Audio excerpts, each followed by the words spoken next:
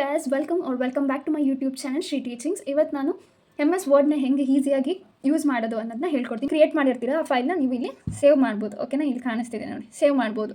ಆಮೇಲೆ save as, ಅದಕ್ಕೆ ಇನ್ನೊಂದು ನೇಮ್ ಕೊಟ್ಟು ನಿಮ್ಗೆ ಏನು ಇಷ್ಟ ಆಗಿರುತ್ತೆ ಆ ನೇಮ್ ಕೊಟ್ಟು ಸೇವ್ ಆ್ಯಸ್ ಮಾಡ್ಕೊಳ್ಬೋದು. ನೆಕ್ಸ್ಟ್ ಯಾವುದಾದ್ರೂ ಓಪನ್ ಮಾಡಬೇಕು ಅಂತ ಇದ್ದರೆ ಡಾಕ್ಯುಮೆಂಟ್ಸ್ನ ಓಪನ್ ಮಾಡ್ಬೋದು, ಕ್ಲೋಸ್ ಮಾಡ್ಬೋದು.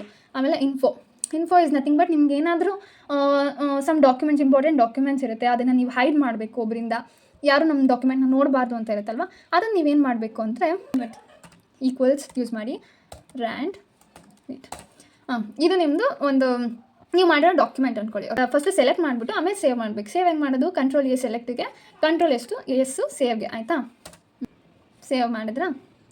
ಸೇವ್ ಆದಮೇಲೆ ಏನು ಮಾಡಬೇಕು ಅಂತ ಇವಾಗ ನೋಡಿ, ಫೈಲ್ಗೆ ಹೋಗಿ ಪರ್ಮಿಷನ್ ಅಂತ ಇರುತ್ತೆ. ಪರ್ಮಿಷನಲ್ಲಿ ಇನ್ಕ್ರಿಪ್ಟ್ ವಿತ್ ಪಾಸ್ವರ್ಡ್ ಅಂತ ಇರುತ್ತೆ. ಆ ಫೈಲ್ಗೆ ನೀವು ಪಾಸ್ವರ್ಡ್ ಕೊಟ್ಬಿಟ್ಟು ಏನು ಬೇಕೋ ನಿಮ್ಮ ಪಾಸ್ವರ್ಡ್ ಕೊಟ್ಬಿಟ್ಟು ಸೇವ್ ಮಾಡಿದ್ರೆ ಅದು ನಿಮ್ಮ ಫೈಲು ನೀವು ಮಾತ್ರ ಓಪನ್ ಮಾಡಲಿಕ್ಕಾಗುತ್ತೆ. ಆಯಿತಾ, ಬೇರೆ ಇನ್ಯಾರು ಓಪನ್ ಮಾಡೋಕ್ಕಾಗಲ್ಲ. ಅದು ಪಾಸ್ವರ್ಡ್ ಹಾಕಿ ನೀವೇ ಓಪನ್ ಮಾಡಬೇಕು. ಆಮೇಲೆ ರಿಮೂವ್ ಮಾಡುವಾಗಲೂ ಅಷ್ಟೇ, ಇಲ್ಲೇ ಬಂದು ಕ್ಲಿಕ್ ಮಾಡಿ ಎನ್ಕ್ರಿಪ್ಟ್ ವಿತ್ ಪಾಸ್ವರ್ಡ್ಗೆ ಕೊಟ್ಬಿಟ್ರೆ ಅದು ರಿಮೂವ್ ಆಗುತ್ತೆ. ರಿಸ್ಟ್ರಿಕ್ಟ್ ಎಡಿಟಿಂಗ್ ಅಂದರೆ ನೀವು ಯಾವುದಾದ್ರೂ ಡಾಕ್ಯುಮೆಂಟ್ ಪ್ರಿಪೇರ್ ಮಾಡಿ ಹೋಗಿರ್ತೀರಾ, ಬಟ್ ಇನ್ನೂ ಯಾರೋ ಬಂದುಬಿಟ್ಟು ಓಪನ್ ಮಾಡಿಬಿಡ್ತಾರೆ, ಅವ್ರಿಗೆ ಏನೇನೋ ಬೇಕಾಗಿರೋದನ್ನೆಲ್ಲ ಆ್ಯಡ್ ಮಾಡಿಬಿಡ್ತಾರೆ. ಅದನ್ನು ನೀವು ಮಾಡಬಾರ್ದು. ಆಯಿತಾ, ಅದನ್ನು ಮಾಡಬಾರ್ದು ಅಂತ ರಿಸ್ಟ್ರಿಕ್ಟ್ ಎಡಿಟಿಂಗ್ ಅಂದರೆ ನೀವು ಕ್ರಿಯೇಟ್ ಮಾಡಿರೋ ಡಾಕ್ಯುಮೆಂಟ್ನ ಎಡಿಟ್ ಮಾಡಲಿಕ್ಕಾಗಲ್ಲ, ರೆಸ್ಟ್ರಿಕ್ಷನ್ಸ್ ಇರುತ್ತೆ ಅದ್ರ ಮೇಲೆ. ಆಮೇಲೆ ರೆಸ್ಟ್ರಿಕ್ಟ್ ಪರ್ಮಿಷನ್ ಬೈ ಪೀಪಲ್ ಅಂದರೆ ಇಷ್ಟು ಜನಕ್ಕೆ ಮಾತ್ರ ಆಕ್ಸೆಸ್ ಇರುತ್ತೆ ಅಂತ ಪರ್ಮಿಷನ್ ಬೈ ಪೀಪಲ್ ಅನ್ನೋದನ್ನ ಯೂಸ್ ಮಾಡ್ಬೋದು.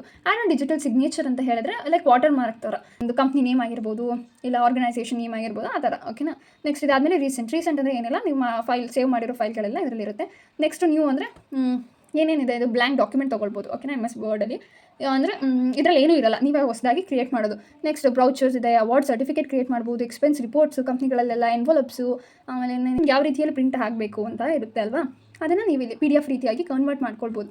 ಓಕೆನಾ, ಎಷ್ಟು ಪೇಜಲ್ಲಿ ಪ್ರಿಂಟ್ ಆಗಬೇಕು ಅನ್ನೋದು ನೋಡಿ, ನಂಬರ್ ಆಫ್ ಕಾಪೀಸ್ ಇಲ್ಲಿ ಕಾಣುತ್ತೆ, ಎಷ್ಟು ಪೇಜಸ್ ಪ್ರಿಂಟ್ ಆಗಬೇಕು, ಆಮೇಲೆ 1 ಸೈಡೆಡ್ ಇರಬೇಕಾ, 2 ಸೈಡೆಡ್ ಇರಬೇಕಾ, ಆಮೇಲೆ ಪೋರ್ಟ್ರೇಟ್ ಇರಬೇಕಾ, ಲ್ಯಾಂಡ್ಸ್ಕೇಪ್ ಇರಬೇಕಾ, ನೋಡಿ A4 ಶೀಟ್ ಇರಬೇಕಾ, A5 ಇರಬೇಕಾ, ಲೆಟರ್ ಸೈಜ್ ಇರಬೇಕಾ, ಸೈಜ್ ಎಲ್ಲ ನೋಡ್ಬೋದು, ಮಾರ್ಜಿನ್ನು ಈ ಥರ ಎಲ್ಲ ನೋಡ್ಕೊಳ್ಬೋದು. ಪ್ರಿಂಟಲ್ಲಿ ಸೇವ್ ಆ್ಯಂಡ್ ಸೆಂಡ್, ನಿಮ್ಗೆ ಇವಾಗ ನೀವು ಡಾಕ್ಯುಮೆಂಟ್ ಮಾಡಿದ್ದೀರಾ, ಇದನ್ನು ನೀವು ಸೆಂಡ್ ಮಾಡಬೇಕು. ಇಲ್ಲಿಗೆ ಬಂದುಬಿಟ್ಟು save and send, first save ಮಾಡ್ಕೊಳ್ಬೇಕು. ಸೇವ್ ಮಾಡಿ ಆದಮೇಲೆ ನೀವು ಸೆಂಡ್ ಮಾಡಬೇಕು ಅಂತ ಇದ್ದರೆ ಅದನ್ನು ಮೇಲ್ ಮುಖಾಂತರ ನೀವು ಅಟ್ಯಾಚ್ ಮಾಡಿಬಿಟ್ಟು ಸೆಂಡ್ ಮಾಡ್ಬೋದು, ಇಲ್ಲ ಸೆಂಡ್ ಆಸ್ PDF ರೀತಿಯಲ್ಲಿ ಸೆಂಡ್ ಮಾಡ್ಬೋದು. ಆಯಿತಾ, ಇಲ್ಲೆಲ್ಲ ನಿಮಗೆ ಆಪ್ಷನ್ಸ್ಗಳು ಕಾಣುತ್ತೆ. ಏನಾದರೂ ಹೇಳಬೇಕಾದ್ರೂ, ಏನಾದರೂ ಡೌಟ್ ಇದ್ದರೆ you can contact here. Okay, MS ಆಫೀಸರ್ನ ಕಾಂಟ್ಯಾಕ್ಟ್ ಮಾಡ್ಬೋದು. Subscribe to my channel and click the bell icon.